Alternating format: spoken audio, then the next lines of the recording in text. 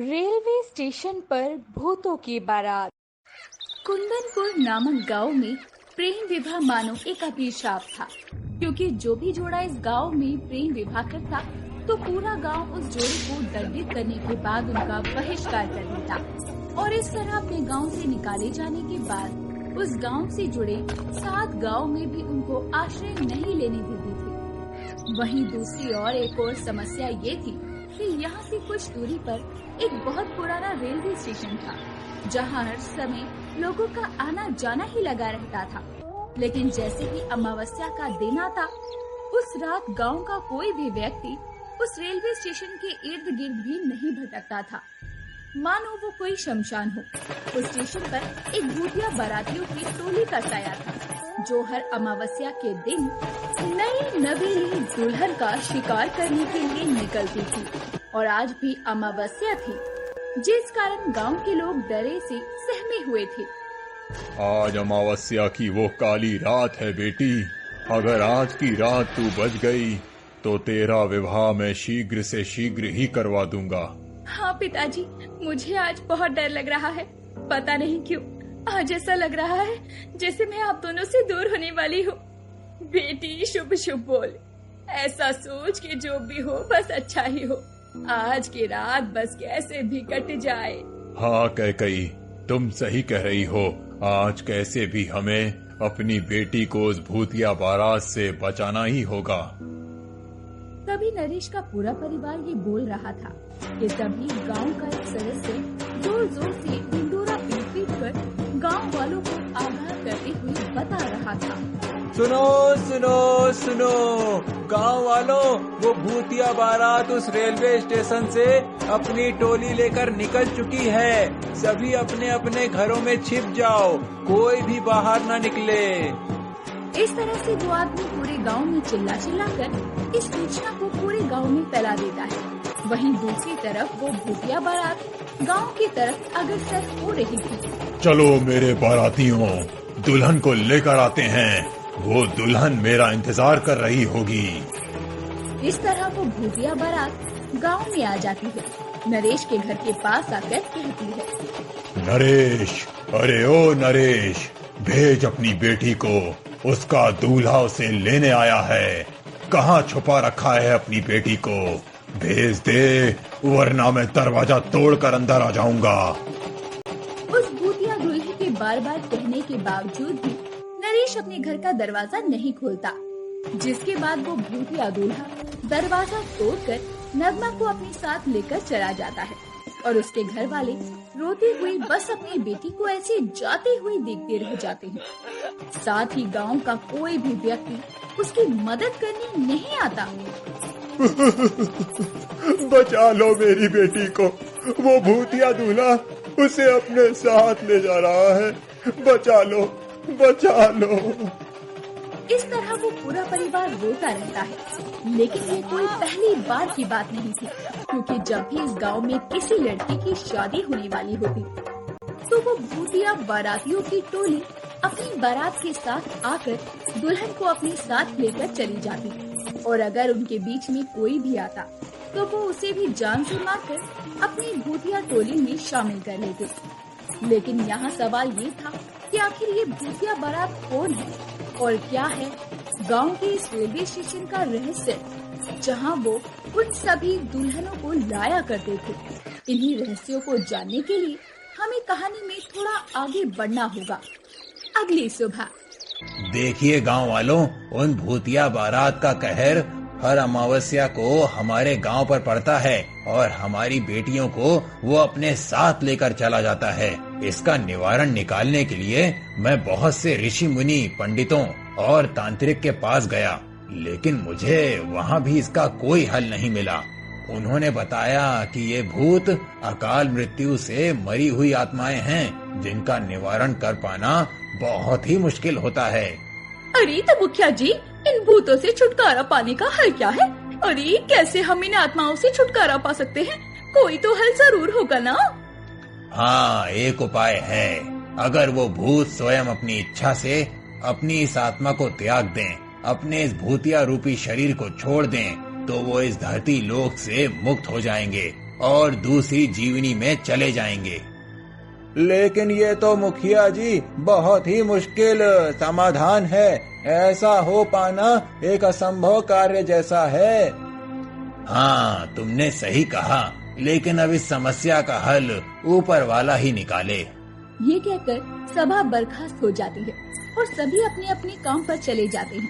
वहीं कुछ ही दिनों में मुखिया की बेटी नैना अपने प्रेमी ऋषभ को अपने साथ घर लेकर आती है। पिताजी, मैं और ऋषभ एक दूसरे से बहुत प्यार करते हैं। ऋषभ बहुत ही अच्छा है, वो मेरा बहुत ख्याल रखेगा। बस आप हम दोनों के प्रेम विवाह के लिए मान जाइए। प्रेम विवाह? तुम्हारी हिम्मत कैसे हुई प्रेम विवाह के बारे में सोचने की? तुम्हें पता है ना कि हमारे गांव की क्या रीति रिवाज है? तुम्हें सब पता होते हुए भी तुमने ये सब सोचा? ससुर जी, आखिर इस प्रेम विवाह में क्या समस्या है? आखिर क्यों आप हमें एक दूसरे से शादी करने के लिए मना कर रहे हैं? चुप हो जाओ लड़के, और मुझे ससुर जी मत बोलो। आज तेरी ही वजह से मेरे घर की राजकुमारी मेरे ही खिलाफ है। आज मेरी बेटी को मेरे मान, प्रतिष्ठा, इस गांव के रीति रिवाज कुछ भी दिखाई नहीं दे रहे। उसे बस तू दिखाई दे रहा है। वो आधी हो चुकी है। लेकिन फिर भी आप अपनी बेटी से कितना भी प्यार करते हो, लेकिन उससे भी बड़ा आपका मान सम्मान, प्रतिष्ठा, प्रेम विवाह कोई पाप थोड़ी ना है। तुम हमारे रीति रिवाजों के बारे में क्या जानते हो? कुछ नहीं जानते तुम। वर्षों से जो हमारे गांव में चल रहा है, आगे भी वही चलता रहेगा, अब चाहे वो मेरी बेटी ही क्यों ना हो। इस तरह मुखिया गांव से अपनी बेटी का बहिष्कार करने और उन्हें दंड देने के लिए एक सभा बुलाता है। मेरा इस गांव का मुखिया होने के नाते मेरा पहला कर्तव्य इस गांव का हित है। इसीलिए मैं अपनी खुद की बेटी का इस गांव से बहिष्कार करता हूँ। लेकिन इससे पहले इन दोनों को दंडित किया जाएगा। इन्हें कल सुबह 50-50 कोड़े मारे जाएंगे। इससे पहले इन्हें अलग अलग काल कोठरी में बंद किया जाए। ये मेरा आदेश है। नहीं पिताजी, ऐसा मत कीजिए। नैना अपने पिताजी के आगे बहुत गुहार लगाती है, लेकिन वो उसकी एक नहीं सुनता और दोनों को अलग अलग एक कमरे में बंद कर दिया जाता है। लेकिन वो भूल जाते हैं कि आज वही अमावस्या की काली रात थी। आज फिर वो भूतिया बारात अपनी टोली के साथ दुल्हन लेने के लिए गांव में आ जाती है, और इस बार वो और किसी को नहीं बल्कि मुखिया की बेटी नैना को लेने आए थे, क्योंकि उसके पिता के दिमाग में अब उनकी शादी का ख्याल आ रहा था। वो भूतिया बारात गांव में आती है और नैना को वो अपने साथ लेकर उस भूतिया रेलवे स्टेशन के अंदर चले जाते हैं। इसके बाद मुखिया ऋषभ को बुलाता है। बेटा, नैना को वो भूत अपने साथ उठाकर ले गए। उसकी जान बचा लो, क्योंकि गांव के किसी भी व्यक्ति में इतना साहस नहीं कि वो उन भूतों का सामना कर सके। लेकिन मुझे तुम पर विश्वास है कि तुम उसे बचाकर ले आओगे। मैं तुम्हारे प्रेम विवाह को स्वीकार करता हूँ। ठीक है, मैं नैना को अपने साथ ही लेकर आऊंगा, या फिर मैं भी मौत की गोद में सो जाऊंगा। ये कहते हुए ऋषभ भी वहाँ से चला जाता है और चलते चलते वो उस भूतिया रेलवे स्टेशन के अंदर पहुँच जाता है, जहाँ चारों तरफ सन्नाटा सा पसरा हुआ था। वहाँ पहुँचते ही रेलवे स्टेशन पर उसे कुछ भूत दिखाई देते हैं, जो कि उसे बंदी बना लेते हैं। कौन हो तुम और क्यों आए हो यहाँ? भूत जी, मैं अपनी नैना को लेने आया हूँ। हम एक दूसरे से बहुत प्यार करते हैं। हम एक दूसरे के बिना नहीं रह सकते। हमने आज ही नैना के पिता यानी मुखिया जी से अपने प्रेम विवाह का प्रस्ताव सामने रखा था। प्रेम विवाह और कुंदनपुर गांव में ऐसे कैसे संभव है? इसी प्रेम विवाह का दंड ही तो हमें दिया गया था, जिसके कारण आज हम भूत बने हुए हैं। आखिर हुआ क्या था आपके साथ? बताइए, क्या हुआ था? बताता हूँ, मैं सब बताता हूँ। आज से 15 साल पहले की बात है। मैं और शीतल। मुखिया जी, हम यहाँ से बहुत दूर चले जाएंगे। हमने प्रेम किया है, कोई गुनाह नहीं किया। हाँ मुखिया जी, अगर हमने आपके रीति रिवाज का अपमान किया है तो हमें माफ कर दीजिए। हम यहाँ से बहुत दूर चले जाएंगे। नहीं, इस गांव में प्रेम विवाह का दंड सिर्फ मौत है।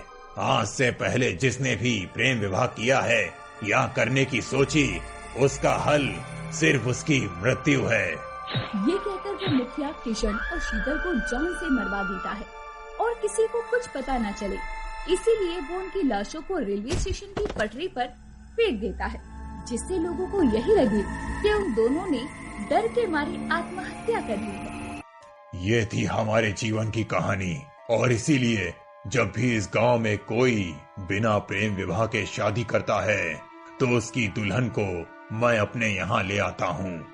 लेकिन तुम पहले ऐसे शख्स हो जो तुम मेरे सामने आए और अपनी प्रेमिका की जान की गुहार लगाई। ले जाओ इसे अपने साथ। लेकिन मैं चाहता हूँ कि आप सब अब यहाँ से मुक्त हो जाएं। मुझे अपनी मुक्ति का रास्ता बताइए, मैं वो जरूर करूँगा।